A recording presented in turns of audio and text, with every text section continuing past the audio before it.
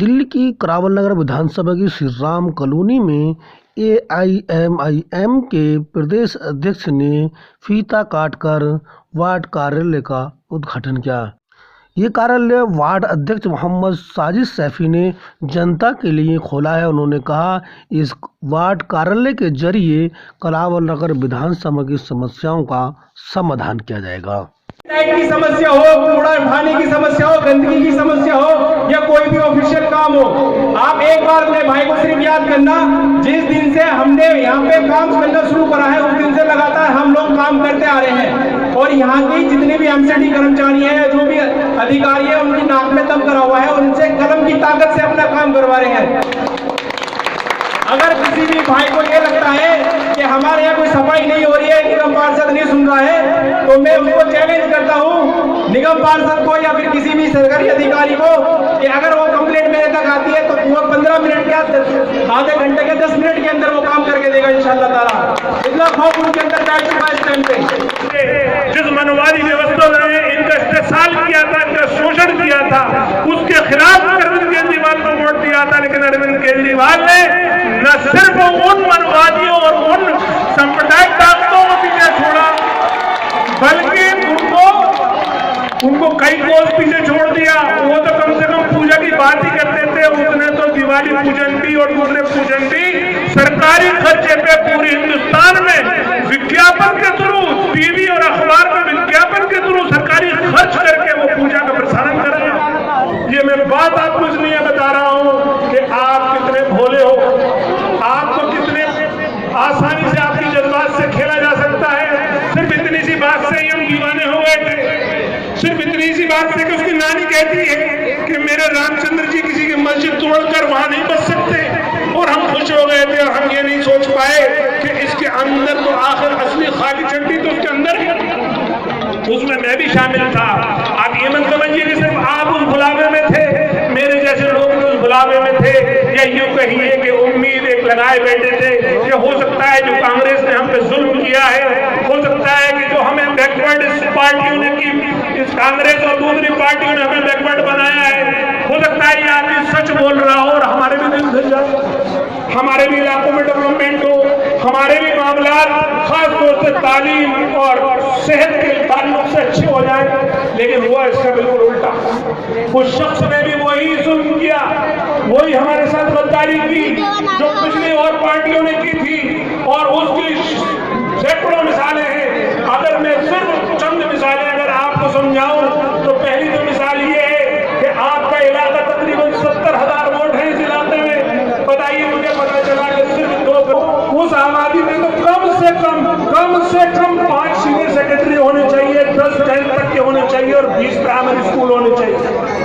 ये दिल्ली सरकार का एजुकेशन स्टैंडर्ड कहता है। इसी तरीके से यहाँ मुझे पता चला कि एक भी सरकारी अस्पताल नहीं है, उससे छोटी पीएचसी भी नहीं है, उससे छोटी डिस्पेंसरी भी नहीं है, और सितम गरीबी तो देखिए कोई मोहल्ला क्लिनिक भी नहीं है। जबकि ये जो दिल्ली सरकार के मानक ये कहते हैं कि ऐसे एरिया में कम से कम 300 बेड का एक अस्पताल होना चाहिए, 4 सीएचसी होने चाहिए, 8 पीएचसी होनी चाहिए, और डिस्पेंसरी और मोहल्ला क्लिनिक तो कई सारी होनी चाहिए। क्योंकि जहाँ 70,000 वोट है तो इसका मतलब ये हुआ कि वहाँ पे 1.5 लाख की आबादी है, कमोबेश तो दुगनी होती है आबादी। तो जब इस स्टैंडर्ड पे ये कॉलोनी जो मुख्यमंत्री के आवास से महज चंद किलोमीटर दूर है, जब ये हाल है तो और दिल्ली के और मुस्लिम इलाकों का क्या हाल होगा। तो यहाँ से हमें समझना ये है कि चाहे वो कांग्रेस थी, चाहे वो आम आदमी पार्टी थी, हमारे हिस्से में सिर्फ हिकारत ही आई, हमारे हिस्से में सिर्फ नजरअंदाज करना ही आया, हमारे हिस्से में सिर्फ रुसवाई आई, और वो रुसवाई हमें दिलवाने में हमारी काम की बात करूं कि शराब जैसी लानत, यानी सिर्फ इसको दुनिया का हर डिपार्टमेंट, हर रिपोर्ट, हर शख्स ये कहता है कि अगर जिस समाज में शराब आम होगी वहां पे सबसे बड़ा जुल्म गरीब पर होगा। क्योंकि गरीब शख्स जब शराब पीता है तो सबसे पहले वो अपने फैमिली पे जुल्म करता है, अपनी बीवी पे झगड़ता है, अपने बच्चों को मारता है, और अपने बच्चों की गाड़ी कमाई वो शराब में लुटा देता है। और उसके ऊपर उसकी जितनी भी सरकारें हैं वो शराब बंदी करती करती है, नशा मुक्ति करती है, शराब को रोकती है ताकि गरीब आदमी ऊपर उठे, गरीब आवाम परेशान न हो। हुआ क्या दिल्ली में हुआ इसका उल्टा। जहां 600 ठेके मंजूर थे दिल्ली में, वहां इस अरविंद केजरीवाल ने 900 कर दिए। जिस ठेके की टाइमिंग 8 बजे तक थी उसको रात के 12 बजे तक कर दिया। जिसको शराब को लेने के लिए कम से कम जो शख्स लेने जाता था उसे शर्म महसूस होती थी कि मैं ठेके जा रहा हूं, उसको ऑनलाइन कर दिया।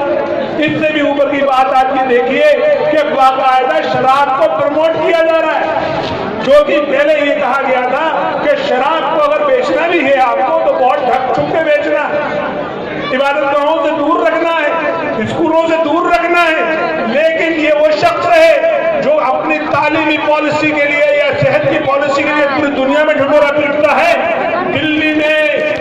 इसने दिल्ली के गरीबों के साथ दुश्मनी की है और उनको जो शराब परोसी है इसने गोया इसने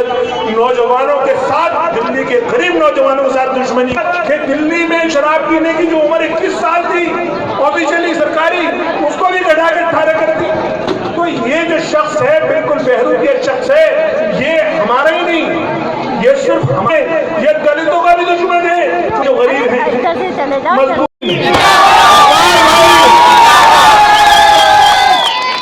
MIM पार्टी